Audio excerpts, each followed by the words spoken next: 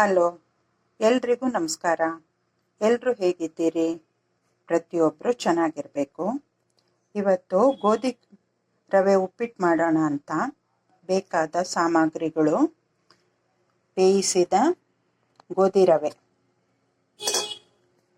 ಮೆಂತ್ಯ ಸೊಪ್ಪು ಹೆಚ್ಚಿಟ್ಟಿದ್ದೀನಿ, ಸ್ವಲ್ಪ ತೆಂಗಿನಕಾಯಿ ತುರಿದಿಟ್ಟಿದ್ದು ಮಿಕ್ಸಿಗೆ ಹಾಕಿ ಪೌಡ್ರ್ ಮಾಡಿದ್ದೀನಿ, ನಿಂಬೆಹಣ್ಣು, ಕಡಲೆಬೇಳೆ, ಉದ್ದಿನಬೇಳೆ, ಸಾಸಿವೆ, ಜೀರಿಗೆ ಒಗ್ಗರಣೆಗೆ, ಕರಿಬೇವಿನ ಸೊಪ್ಪು, ಒಣಮೆಣಸಿನ್ಕಾಯಿ 2, ಹೆಚ್ಚಿದ ಹಸಿಮೆಣಸಿನ್ಕಾಯಿ, ಹೆಚ್ಚಿದ ಈರುಳ್ಳಿ. ಇವಾಗ ಎಲ್ಲ ಒಗ್ಗರಣೆ ಹಾಕೋಣ. ಲೈಟ್ರ್ ಒಂದು ಹೋಗಿತ್ತು, ಹೊಸ ಲೈಟ್ರ್ ತೊಗೊಂಡು ಬಂದಿದ್ದೀನಿ, ಚೆನ್ನಾಗಿದೆ ನೋಡಿ. ಲೈಟರ್ ಇಲ್ಲದೆ ತುಂಬ ಪ್ರಾಬ್ಲಮ್ ಆಗಿತ್ತು. ಕೊಬ್ಬರಿ ಎಣ್ಣೆ, ತುಪ್ಪ, ಹಾಲು ಬಂದಿದೆ, ಮಗ ತಂದಿಟ್ಟಿದ್ದಾನೆ, ತೊಳೆದು ನೀರಿಗೆ ಹಾಕಿಟ್ಟಿದ್ದೀನಿ, ಕಾಯಿಸ್ಬೇಕು. ಎಣ್ಣೆ ಕಾದಿದೆ,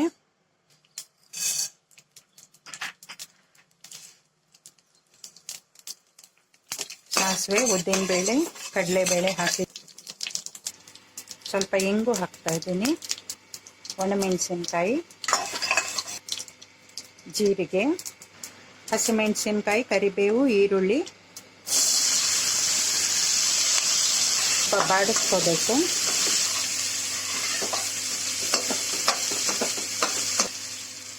ಮೆಂತ್ಯ ಸೊಪ್ಪು ಸೇರಿಸ್ತಾ ಇದ್ದೀನಿ,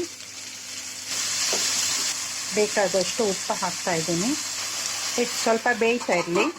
ನಿಮಗೊಂದು ಹೊಸ ಹೂ ದಾಸವಾಳ ಬಿಟ್ಟು ತೋರಿಸ್ತೇನೆ, ಬನ್ನಿ.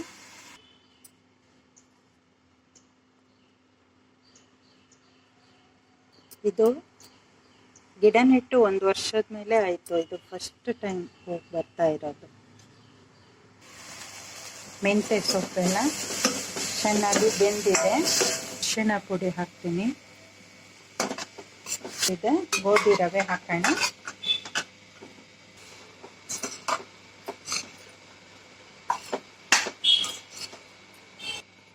ತೆಂಗಿನಕಾಯಿ ತುರಿ,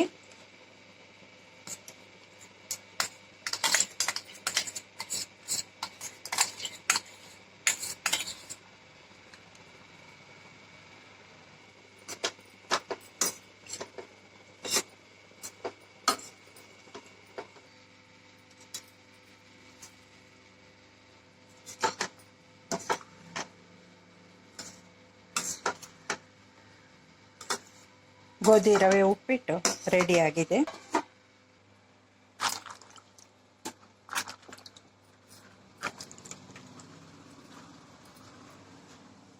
ತೊಳೆದಿದ್ದೆಲ್ಲ ನೀರು ಯಾವುದು ವೇಸ್ಟ್ ಮಾಡಲ್ಲ, ಗಿಡಕ್ಕೆ ಹಾಕ್ತೀನಿ.